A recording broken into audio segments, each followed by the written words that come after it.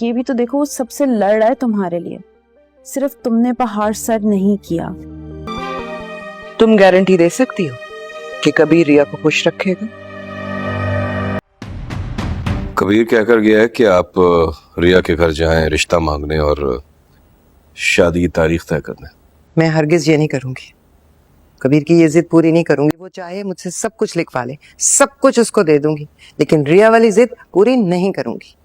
اس نے مجھ سے کہا ہے کہ میں آپ سے بات کروں۔ ہاں بھی تو دیکھو وہ سب سے لڑ رہا ہے تمہارے لیے، صرف تم نے پہاڑ ہی سر نہیں کیا، اس نے تم تک پہنچنے کے لیے پورے زمانے سے دشمنی مول لی ہے۔ صحیح کہہ رہی ہو تم، اس نے واقعی سارے زمانے کو اپنے خلاف کر لیا ہے، لیکن کیا تم یہ گارنٹی دے سکتی ہو کہ وہ ریا کو ہمیشہ خوش رکھے گا؟ ریا سے دشمنی تو نہیں نکالے گا۔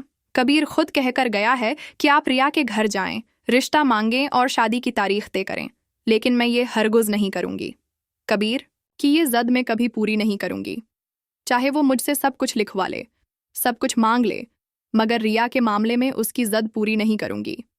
اس نے مجھ سے کہا ہے کہ میں آپ سے بات کروں، آپ کو مناؤں اور ریا کے گھر لے جاؤں۔